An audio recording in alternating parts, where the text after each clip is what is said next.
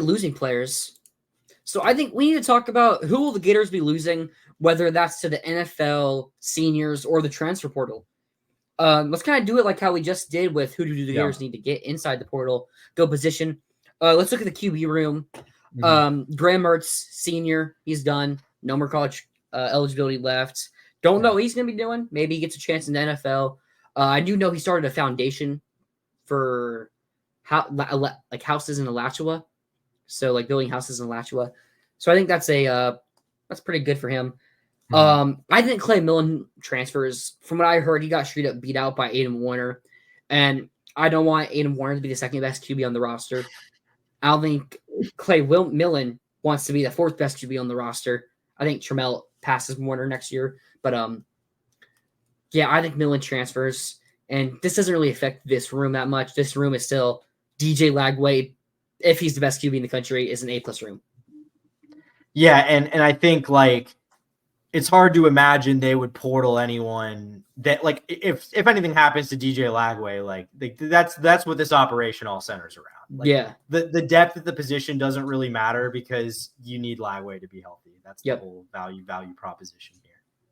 Yeah, it's like if we can get a guy like a Zach Pyre in a grad transfer who's decent, maybe you still have a decent chance of getting some wins. But this QB room is really built around DJ Lagway. Yeah. Which, when you have special talents like Lagway, not many teams end up having elite players behind them, you know? So, looking at the running back room, Montrell Johnson, senior, he's gone. Cam Carroll, I assume, is also done. Yes. Never played here. I think he had like 2 snaps in his entirety. Yeah, had battled injuries. Yeah, I think it's a medically induced retirement or stepping away, whatever. Yeah. Running back room should be fine. Jaden Ball looks like a stud. Jacoby Jackson looks like a stud. Trayon Webb is pretty dang good. You still got a freshman. This is the one where I don't know if KD Daniels leaves. Because you see videos, it looks like he's having fun. But he's going to be buried in that running back room. I think Daniels is a really good back. I really like what I saw from him coming out of high school. Jaden Ball just looks really good. Jacoby Jackson, they trust Trayon Webb a lot. I just don't see where Daniels in his career ends up getting that playing time.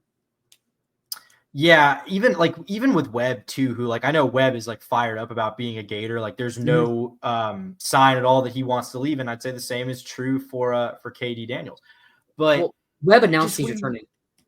Was that? No, sorry. Let me kind of complete my thought here, because what I'm saying is like I don't think it's so hard for me to imagine just looking at the names in this room that both of those guys are here beyond spring. Yeah, that's like beyond the spring. That's what I'm saying. Like I know Webb said he's coming back, but like if he's in the 4th spot in that depth chart, that might change when the spring window opens. So I don't think you see attrition here now. I think you probably, I say almost certainly will see attrition before like fall camp. Yeah, you almost certainly have to at least lose one of them. Like, yeah. I mean, hey, if they don't, I mean, that's pretty nice. Then let's look at the wide receiver room. So Elijah Badger, Chimere Dike, Jaquavian Frazier. Those are the 3 guys that are out of eligibility. Badger is going to end up getting drafted in the NFL. I think he can work his way up to that day 2, maybe at 3rd rounds, if he has like a good what was it go? NFL combine. I know he also is in one of the like Senior Bowl games in Orlando. Can't remember what it's called, but he's in one of those, so I think he's going to end up being an NFL player. Chimere Dike, he could get a shot. I mean, he's a solid wide receiver. Don't know what's going to... I mean, he's gone, so we'll see what happens with him. And Jaquavian Frazier, he got a degree here. Don't really see him having any chance in the NFL. We'll see what he does. Dude just hung around on the team for a long time. Like he's just been here and will just randomly make a play here and there. He was a 4-star receiver out of Denell in high school. So it's not like he just got... He was like a veteran when he caught that 2-point conversion from Anthony Richardson. He was. Yeah. I mean, he's from Marion County here where I am. And, you know, when I see us get a 4-star receiver from my area, I'm like, hey, I hope he works out. I mean, he just stuck. He got his degree at UF. Maybe he ends up going to coaching. So that could be something interesting to look at there. But the names I'm really interested in looking at here. So Andy Jean's already entered the portal. He's gone. I expected that. The name I'm looking at to enter still, Marcus Burke. I think Burke can still be a good receiver. We seem to be inconsistent. Florida's had good receivers, so it's like he's been buried a bit. I wonder if he enters because I don't think he's going to end up being a starter or even in like the top 4 next season. Now even top 5 probably next season. So I wonder if he ends up just taking that chance and going to play lower level, try to make a name for himself and try to get to the league. So I don't think it's a bad loss. I think keeping him would be cool. It's a good have all that depth and a veteran on your in the locker room. Seems like a good locker room guy. So I do wonder if he ends up deciding to leave or stay. Yeah, because like my thing with Burke is that, I mean, he's a guy that's been around here for a pretty long time and hasn't really been able to make a major impact. Just hasn't really gotten the opportunity to make a major impact. Yeah. But it's like on the one hand, like I could totally see him choosing to leave, but it's like on the other, we don't know what Florida's going to do in the portal. And like, there will potentially be opportunities in this receiving core. Like, I mean, we're assuming Florida's going to go aggressive at receiver in the portal, but it's not a done deal till it's done in the NIL era, especially. So I don't think you can count your eggs before they, or count your chickens before they hatch there. Like, I think, I don't know. Like, I think you're probably right. I think he's really the only one here. I mean, Gene's obviously already gone. I don't think that surprised either of us. No. Obviously keeping Trey, at least it seems, we'll see what happens there through the spring and stuff. But yeah, Burke is really the only one that I would say is like a serious question. And like, I could see him at least choosing to stay for the spring just to compete. Yeah, maybe. Another interesting, TJ Abrams made a really interesting tweet. It was just like eye emojis when like other people started entering the portal. I don't know what to expect from that. I don't think he's going to leave. Maybe there's someone we might be bringing in. Maybe he was thinking of someone who entered the portal. Yeah, I mean, I know there's also, haven't there been some rumors that like Billy Gonzalez could be retiring or something of the sort? I have heard those rumors, yeah. Yeah, I mean, I'm not reporting anything here. That's just Yeah. There's something I've heard some whispers about that being a possibility. I've heard a couple to spend more time with his family. I've heard a couple, like Ron Roberts as well, might retire. Yeah. And so maybe it could be that. Maybe they told him who they might hire, and he literally likes the name. So, yeah. So let's move on from receiver. We go look at the offensive line, who I didn't write down the offensive line. Okay. Well, the guys we do lose from the offensive line, Mike Williams already entered the transfer portal. And we lose Brandon Crenshaw Dixon. Dixon was a really good starter for us. He was a solid SEC starter. Can't complain about him. You can be better, but it can also be worse.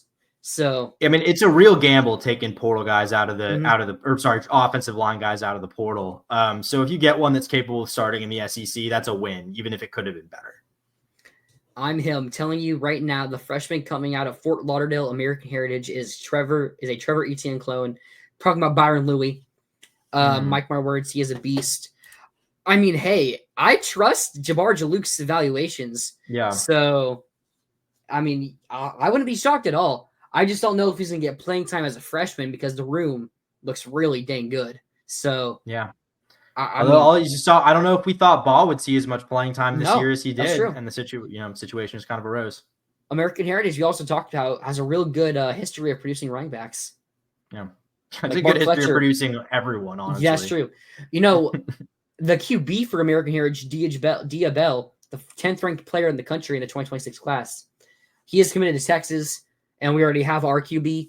But hey, you never know. I mean, who expected Tramel Jones to end up being in our class this year? So, but also looking at the offensive line still, I'm trying to think of guys who could end up entering the portal or transfer. Yeah, transfer.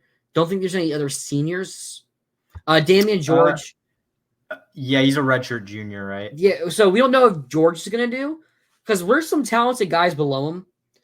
So it's like a Roderick Kearney and Jason Zandamela, who are both former top 120-ish recruits. So it's like you got those hungry guys that could end up passing him. I don't think so. George played really well for us. Could also see him try to take a shot at the NFL. So I think he really found his groove at right guard.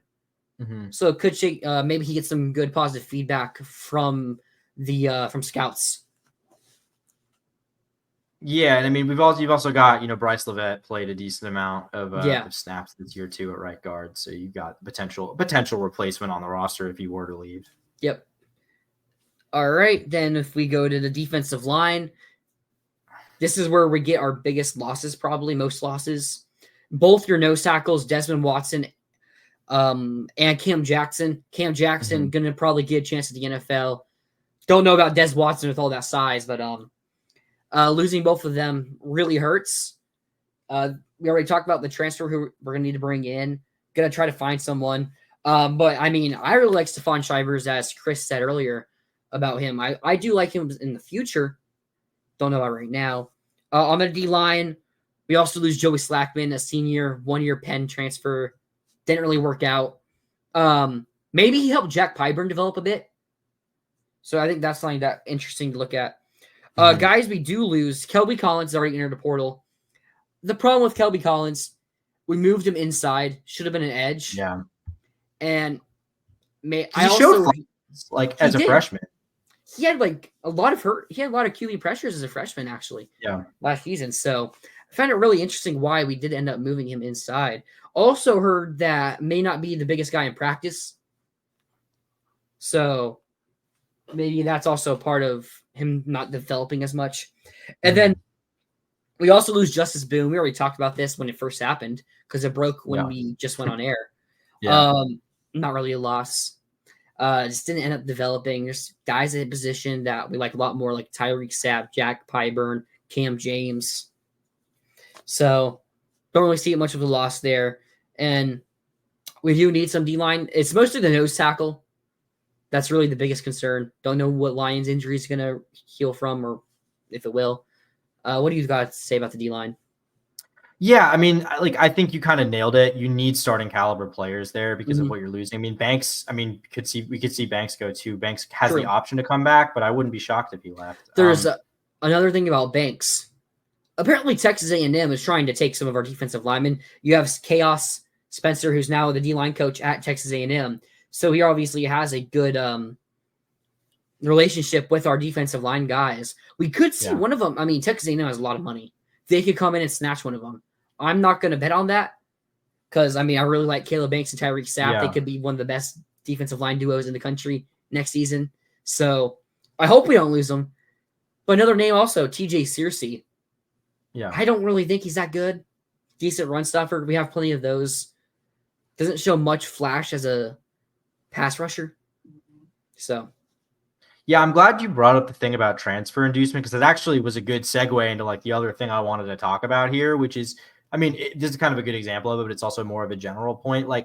Looking at a guy like LJ McCray, do you worry about a school coming in and being like, hey, you didn't play a ton here. Here's a ton of money to come here. Or just with any kind of guy like that, like a surprise transfer loss that's not because of playing time, but just because someone comes in and drops the bag. I was going to talk about more with the linebacker room about that. LJ McCray, I don't really have that much worry about, especially Boone's leaving. Did we talk about anyone else in the defensive line who's also Joey Slackman's leaving? Yeah, Slackman's So I think LJ McCray is a defensive lineman. So him specifically, not really. What I'm more worried about is if A&M just says, hey, we'll pay you all the money in the world to come here for a Caleb Banks or a Tyreek Sapp. I don't think Sapp, but Banks I'd be a bit more worried about on the D-line. But so going into the portal. So 2 names I've heard. Shamar James. So Shamar James, 2-year starter, will go into his 3rd year. Really, he's a good linebacker. Maybe not the most outstanding linebacker. Maybe we've seen him reach maybe his potential. I don't want to say that still in college. But you could see a team. You look at our linebacker depth. Pup Howard probably outplayed him this year. You look at Jaden Robinson, who's another name that, the backup linebacker. That's where you were kind of going at the name. I've heard that if someone was going to leave, it might be him. Jaden Robinson, I think he played really well. And Miles Graham, especially at the end of the year, Miles Graham was amazing for us. He was everywhere on the field. Then you also look at us bringing in Ty Jackson, who Napier said has the best high school film he's ever seen as a junior. So they expect a lot from him. Plus, like Aaron Childs. I always get him so confused, man. Aaron Childs, you look at him as well in the linebacker room. So if someone's going to leave, it's either going to be someone spending a lot of money to bring in Shamar to be their best linebacker, or it's going to end up being Jaden Robinson, still a lot of development, and it could be like a Texas A&M, could be a Georgia. You know, someone could just go and pony up the money to say, hey, you can start here, or Shamar James is like, hey, you see the young guys, they're already trying to pass them up for you. So it's like, I know Shamar has also been receiving a lot of money offers both off seasons, especially from Georgia and Alabama. You know, he could go back home to Alabama. That Bama defense struggled a bit, so they're probably going to try to fix it up a good bit. And Shamar James could be the leader on that defense for him. So if anyone's going to end up leaving because of the portal and not because they're on the depth, it's going to probably end up being Shamar or Jaden Robinson. Yeah, I could see Shamar kind of being a guy that, like, if someone were to come in with a big offer, we just wouldn't necessarily match because the resources are best used elsewhere and we've got good depth position. Yep. Another guy leaving. Sorry if you said this and I missed it. Not that it's a massive loss. Yeah, but Derek Wingo. Oh yeah, the linebacker's leaving. Derek Wingo, senior. He's obviously gone. You know, we flipped him from Penn State on signing day when he ended up committing. I don't know why we moved him to linebacker. Should have been a defensive edge for us, an edge rusher for us. Speed just wasn't all of that. You know, it's nice to have those veterans in the locker room. Yeah. Don't know where he ends up going from there. And also RJ Moten, who ended up being decent as a linebacker. Obviously wasn't the best safety for us, didn't have enough speed, but he was a good linebacker. The injuries we experienced on defense filled in a decent bit there. We also had Deuce Spurlock near the transfer portal. That's just the attrition, you know. Yeah. Not much. That's an encouraged transfers move. Just took him as a depth piece, you know. You do need those practice squad guys. So got him from Michigan. But yeah, don't hate to see him leave, especially when you bring in Ty Jackson and Miles Johnson. And then let's get to the DB room. So the guys graduating, Jaquez Bridges being really good for us this year at both safety and corner. Probably better at corner where we saw him at the end of the year. DJ Douglas didn't really do much good for us. Mm-hmm. So the question, Asa Turner. So from what I've heard, he's just going to leave. He's done. But he could apply for a medical redshirt and probably get it. Because he only played in the first game, right? Yeah, I only played like the first half of the first game. Yeah. So what I heard, he can try to get a medical redshirt and return. And he probably would. But I just heard that it's not going to happen. So. I mean, it's also like, no disrespect to the guy, but it's like we barely saw him play. And I think Florida is going younger at the position. I think they have guys that they like as developmental guys. I just think that's a place where you could probably just move on. Yeah. And then we look at guys transferring. Jakeem Jackson, we talked about it there earlier. He entered the portal. From what I've heard, Florida is going to try to get him back. If we want him back, he probably would return. He's a really talented guy, but this was his second season. He suffered an injury earlier in the year. Yeah. Didn't play a lot. Didn't really play at all much because of the injury. And it's like, even when he played early in the year, still very raw, which, you know, is fine early in the season. You want to see him get better, but he didn't have the opportunity. And when you're getting into that third season, do you really want that developmental guy on that roster? Probably paying a good amount because he was a high-rated recruit. So it would be nice to get him a return. Maybe Will Harris has done a great job at developing. So, you know, maybe Will Harris can develop him there. But I think that you can just go into the portal and get some more proven guys. So, and then the name we talked about, Jordan Castell. I mean, he's gotten a lot of hate from Gator fans. I just feel like we're at the point we're just need to go get someone better. And you're looking at a guy who started 2 seasons at the University of Florida. He can go start for any other school in Florida probably. And I think he could go start like at power conference program, like a lot of power conference programs. Yeah. You know where I see it? Pitt. I could go see him start at Pitt today. There does seem to be a pipeline of that, doesn't there? Yeah. Yeah, you saw it with Donovan McMillan, McMillan. and Corey Collier. Did he Yeah. get that? Yeah, I think you're right about that. I think you're right about that. So it's like, he could go start at Pitt, and maybe they can develop him. Pitt's pretty good defensive developers there. So I just think it's time to move on from that and get the guy in the portal. No one else really we're losing from the safety or quarterback room I'm missing. I Ethan don't Wilson, really think it's pretty Ethan young Pouncey. group. Ethan Pouncey, I think. No disrespect to Ethan Pouncey. Yeah. I'm not sure I realized he was still on the roster. No, I don't. I know he suffered a lot of injuries. Yeah. So it's like, he's a Pouncey. They have a younger, I don't know if it's a younger brother or younger cousin, who's also a safety, Aiden Pouncey, who's like 130th in the class of 2026. Ooh, so okay. if we had to bet, I'd probably put him in the class right now. Yeah. So maybe hopefully he can be better, because Ethan was still like a top 150 recruit coming out of high school. So, do you have anything pretty young position. I was saying, pretty young position group overall. I mean, I think you're more worried about who all comes back of that group, because there's more young promising guys than there are spots. But something we didn't talk about, punter. So we bring a punter in as a recruit. From what I've heard, we're gonna look for a transfer to start. Yeah. Trace Mack returns for his third season next year, or no, his last season next year. He should have a redshirt year though. Yeah, right? he does a redshirt year. Yeah, he might go to the NFL after it though, with how he's playing at the end of this season. What I'm looking at has him listed as a junior, so maybe I'm wrong. Yeah. Like listed as a junior right now. Yeah. Oh.